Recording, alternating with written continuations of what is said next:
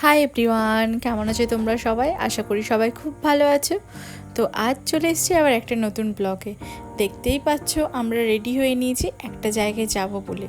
কোথায় যাচ্ছি, কেন যাচ্ছি, কি করলাম, এভরিথিং তোমাদের সাথে শেয়ার করব। তাই ব্লগটা দেখতে থাকো। দেখতেই পাচ্ছ আমি, আমার হাজব্যান্ড অ্যান্ড আমার আদরের ভাই বোনু এই চারজন মিলে বেরিয়ে পড়েছি রেমালের ঝড়ের মধ্যে। কেন হঠাৎ করে আমরা এই ঝড়ের মধ্যে বেরোলাম চলো বলি তাহলে তোমাদেরকে। বাইরে এখানে রেমালের জন্য প্রচুর বৃষ্টি স্টার্ট হয়ে গেছে। তো এই বৃষ্টির মধ্যে আমাদের যেতে হচ্ছে। এসপি অফিস থেকে সাডেন ফোন করে ডাকলো যে আজকেই আসুন, তাই কালকে কলকাতা থেকে আমরা বিকেলবেলা চলে এসেছি ইনস্ট্যান্ট টিকিট বুক করে। তো তারপরে আজকে বৃষ্টির মধ্যে যেতে হচ্ছে। কেন বুঝতে পারছি না কেন ডেকেছে। ওখানে যাওয়া যাক, গেলে জানতে পারবো কেন ডেকেছে। তো এখানে আমি যাচ্ছি, আমার সাথে এই দুজন, আরেকজন, আমরা চারজন মিলে যাচ্ছি। বাইরে প্রচুর বৃষ্টি হচ্ছে, এই ঝড়ের মধ্যে যেতে হচ্ছে। চারিদিকটা দেখো কত সুন্দর, চারিদিকটা সবুজ, আর তার সাথে মনে ভয়, কারণ রেমালের ঝড়ের তাণ্ডব শুরু হবে 12টা থেকে। তো এখন আমরা পৌঁছে গেছি পুলিশ লাইন পার্কে সামনে। ঢুকেই আমাদের এখন এন্ট্রি করতে হবে। তো গেছে নাম লেখাতে, এখানে সিকিউরিটির ব্যাপার। তো এখন নাম লিখে গেছে। দেখো ভানু ঘুম দিয়ে উঠলো, আমরা এখন দাঁড়িয়ে আছি। ভেতরে এসেই মনে হলো যেন কোনো অভয়ারণ্যে চলে এসেছি। চারিদিকটায় এত জঙ্গল আর এত বড় বড় গাছ, চারিদিকটায় দেখো, দেখে মনে হচ্ছে না কোনো রিজার্ভ ফরেস্টে চলে এসেছি। কত পুরনো সব গাছ। তো আমরা পৌঁছে গেছি এখন ডিআইবি অফিসে। তো ওখানে আমার কাজ ছিল কিছু। আর এখানে দেখতে পাচ্ছ আমি ভেতরে ছিলাম, আর বাইরে বসে এনারা কি করছিল, একজনের চোখে সকাল থেকে একটা রেড স্পট হয়ে গেছে। তো আমার ভাই দেখছিল যে কি হয়ে গেছে। তো এরা বসে এখানে বসেছিল আর গাড়ির ওপরে বসে বসে দেখো বদমাইশি করছিল আর ছবি তুলছিল।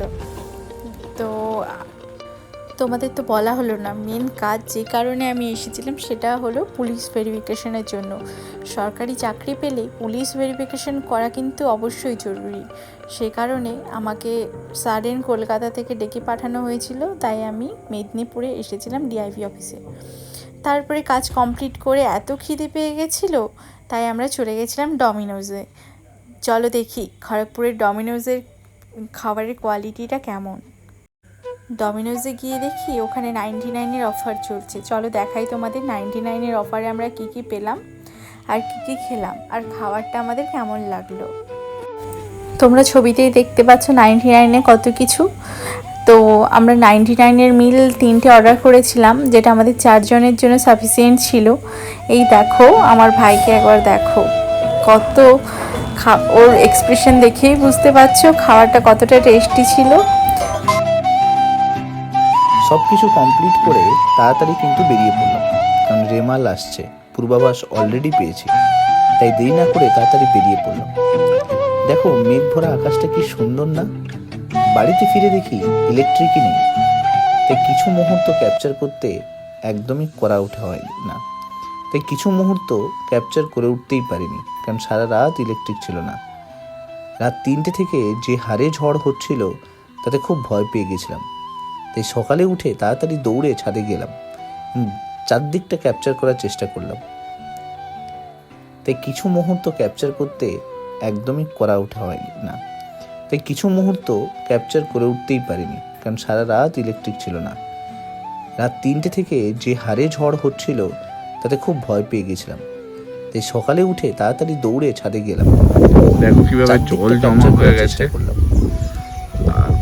পুরোটা লন্ডভন্ড হয়ে গেছে। বাট যেভাবে হওয়ার কথা ছিল সেভাবে কিন্তু হয়নি, একটু কমই হয়েছে।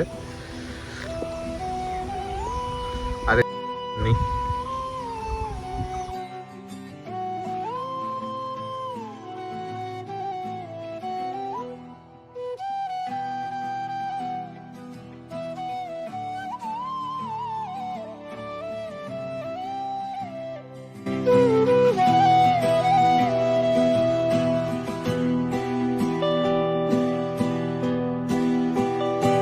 ছাদের এই সব ফুলগুলো কে লাগিয়েছে বলো তো? আমার ছোট বোন আর মা। প্রতিদিন গাছগুলো পরিচর্যা ওরা দুজনেই করে। দেখো কত সুন্দর ফুল না। তারপরে আজ ছিল আমার ভাই বোনের জন্মদিন, তো ওদের জন্মদিনের জন্য এখন সবাই আশীর্বাদ করবে। তাই দেখো আমার বাবা প্রথমে ওদেরকে পায়েস খাইয়ে দিচ্ছে। বাঙালির তো এই জন্মদিনে আশীর্বাদ করার রিচুয়ালসটা আছে, তোমাদেরও বাড়িতে নিশ্চয়ই হয়। তো এখন সবাই মিলে ওদেরকে আশীর্বাদ করছে। যেহেতু ওরা আমার বাড়ির সব থেকে ছোটো মেম্বার, তাই জন্য ওরা কিন্তু সবার আদরের, অ্যান্ড অলসো আমার কাছেও। তাই সবাই মিলে ওদেরকে আশীর্বাদ করছে দেখো। আর আরেকটা জিনিস কি জানো, ওরা দুজন যমজ, আমার যমজ ভাই বোন। দেখো দুজনকে দেখে বুঝতে পারবে না, কিন্তু ওরা দুজন যমজ। তাই আমরা সবাই মিলে ওদেরকে আশীর্বাদ করছিলাম, আর তারপরে আমরা করব কেক কাটিং।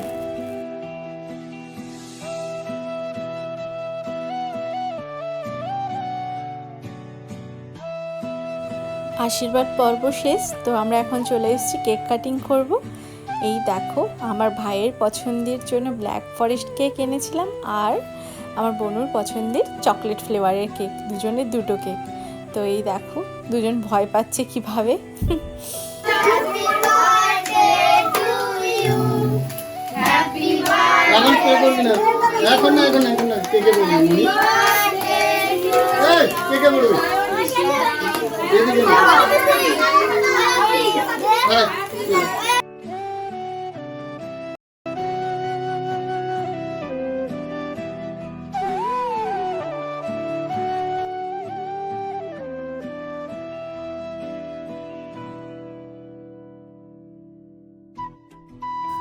তো সবাই মিলে ওদেরকে কেক খাইয়ে দিলাম। আর আমি যেহেতু ওদের জন্য একটু মার্কেটে গেছিলাম, এত লেট করে এসেছিলাম, সে কারণে সবাই রেডি হয়ে গেছিলো আর আমি রেডি হওয়ার টাইম পাইনি। তারপরে আমার ভাইয়ের কাণ্ড দেখো, ও সবাইকে স্নো স্প্রে দিয়ে ভরিয়ে দিয়েছে। তার জন্য একটাও আগে থেকে ও কিন্তু তাই জন্য একটা স্প্রে আগে থেকে লুকিয়ে রেখেছিল। তারপরে দেখো ওর অনেক ফ্রেন্ড এসেছিলো, আর সবাই মিলে এখন বসে পড়েছি লাঞ্চ করার জন্য। আর সবাই মিলে দেখো আমার বাবা ওদেরকে থালা দিয়ে দিচ্ছিল, আর সবাই মিলে কত ব্যস্ত ছিল দেখো, সবাই কত কাজ করছে। আর আমি এখন ব্যস্ত হয়ে পড়েছি ভাই বোনের জন্য থালা সাজানোতে। এই দেখো দুজনের জন্য থালা সাজিয়ে দিয়েছে। একজনের জন্য সাজালে হবে না, দুজনের জন্য ইকুয়ালি সাজাতে হবে, না হলে একজনের রাগ হয়ে যাবে। আজকে কিন্তু সব বোনগুলো আমরা একসাথে ছিলাম প্রায়। তো তারপরে আমরা সবাই মিলে লাঞ্চটা কমপ্লিট করে নিলাম। আর এখানে আমি বোনুকে দেখো কত কিউট না, আর আমার ছোট ভাই। তো সবাই মিলে এখন আমরা লাঞ্চটাকে কমপ্লিট করে নিলাম। তারপরে আমার বর আমার দিদি ছেলেকে ওদের ভাষাতে জিজ্ঞাসা করছিল যে খাবারটা কেমন হয়েছে। টেস্ট কেমন হয়েছে গো? কিরকম টেস্ট হয়েছে? কোনটার টেস্ট ভালো হয়েছে গো? কোনটা? কেকের টেস্ট ভালো হয়েছে? কেকের তো সবসময় ভালোই দিবে রে। মাংস কিরকম হয়েছে? মাংস মাংস চিকেন কেমন হয়েছে? চিকেন মানু বল, কোনটার টেস্ট সব থেকে বেস্ট লেগেছে? মাংস সব থেকে ভালো? ভাই কোনটা ভালো লেগেছে বলো? সব থেকে বেস্ট মাংস।